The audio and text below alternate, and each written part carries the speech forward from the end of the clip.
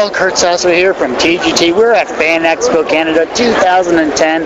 We're here with a wonderful Aussie, great friend, and a contributor to the Webcomic comic community.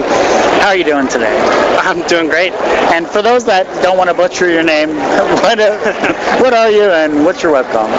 My name's Canin Grol, and I do a comic called Max Overeacts, not Max Overeacts, which sometimes people call it that, but yeah, it's just Max Overeacts. I've seen your work around a lot. You've been featured in a number of great comics. You're on the Comic Book Resource a number of times there. You're obviously extremely talented with your work. But what brings you to the city of Toronto? I lived here for 3 years, so I signed up for this from last year, basically, and then all of a sudden we moved about a month ago to Nova Scotia, and it's like, oh great, now I got to come back. But yeah, this show is awesome. Like, I've done San Diego before, and it's too much for me. My claustrophobia sets in with like that many people, so this is kind of perfectly sized. Good stuff, good stuff. You know, for those that have never really read Max Reacts, tell us what it's all about. It's about a little 8-year-old boy. He wants to be the greatest actor in the world, which kind of annoys everyone around him because he's overblown and he's a ham, basically. So any situation, he takes it to the nth degree. Like any traditional actor, you know, out there. Of course, yeah. You know, Fan Expo, it's a great large convention. You have a wonderful art style, great writing. You know, what inspires you to write and draw, really, this comic? I grew up on sort of Peanuts comics and the old Carl Barks Uncle Scrooge adventures. Yep. I think Peanuts, though, was the biggest influence on me because it was kind of really simple. It's like, how can you achieve so much with like the least amount of lines possible? And it kind of invited you in to share this little world that's kind of depressing, and I don't know, it really clicked with me, I guess, in about grade 6, and ever since then, like, comic strips was what I wanted to do. Not comic books, not animation, blah, blah, blah, just comic strips. That's where it came from. You have a great style here. I love it. I've read your work before. It's amazing what you've accomplished in a short amount of time. You know, but with Fan Expo, though, it's a huge convention, a lot of energy, a lot of people, and this is just day one. I mean, what's Sunday going to bring? I mean, it's going to be crazy. Yeah, well, Saturday, I guess, is the worst, and then Sunday is actually kind of peaceful and quiet.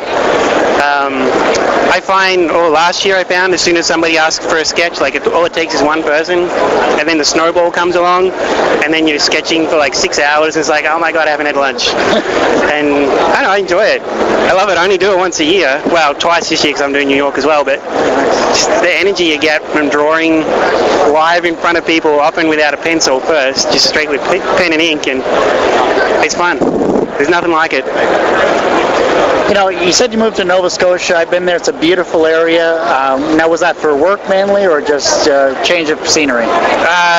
For work, for my wife. She delivers babies. And, got a job there, and I just kind of went along because I thought it'd be really nice and peaceful.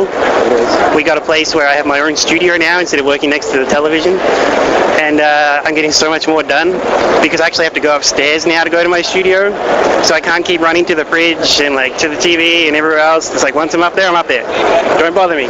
We should get an intercom so she can just talk to me from downstairs. And that's what the mics are for, you know. yeah, baby monitor, something like that. Breaker, we got it. No. Yeah, and I'm the baby, I think.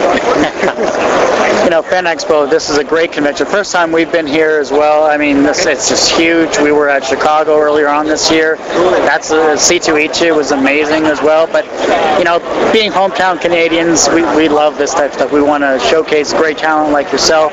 But once this closes up, once you head back to Nova Scotia there and everything like that, what personal experiences are you going to take away from this type of convention? From this, I think just meeting people. I love meeting people who actually like my stuff, because chances are if you like my stuff, you're going to be somebody that I probably would be friends with anyway, because my stuff is kind of stereotypical.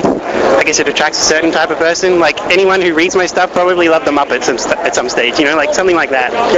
So, yeah, see? So I like meeting the people, and I love meeting other creators because I don't really know a lot of people who do comics. I met one guy in Wolfville, actually, Mark Oakley, who does Thieves and Kings.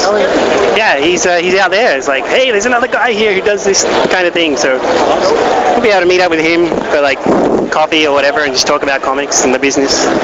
But I also hope to leave with an empty suitcase because I was just under the limit on the weight when I came here, and I'd like to have all of this stuff gone. Yeah, it's hard enough explaining that. Yeah, I have comic books. No, really. What's that weight in your suitcase? Yeah. Well, what's the website we can go to view some of your work here? Occasionalcomics.com, and it's occasional with 2 C's, 1 S. It took me about, 3 months for me to not do that anymore with like 1 C and 2 S's. But yeah, occasionalcomics.com, and also look out in October for Salador from DC Comics. That'll be out in the bookstores and Amazon and all that kind of deal from Zuda. Nice. Yeah. The now defunct Zuda. The now defunct Zuda, yeah, and I just snuck in at the last minute to get my book in there. Congratulations on that. That was a real good accomplishment. We know we've interviewed a lot of people that have been Zuda winners as well, and it's amazing the amount of talent that they put into it, the amount of promotion they put into it as well. I mean, how much effort did you really put into promoting yourself for that final contest? I didn't do much. My wife, well, she was my girlfriend then, she kind of contacted everybody that she knew. The only thing I did was I went to Starbucks every day, and I didn't leave until I had drawn 2 more pages of background material for my comic, and then I would post it online and say, hey, I'm fast, I can give you a really good schedule, this is more of the story. And I think it kind of won some people over because there was a lot of fighting and stuff going on in my month too, and I kind of stayed above that.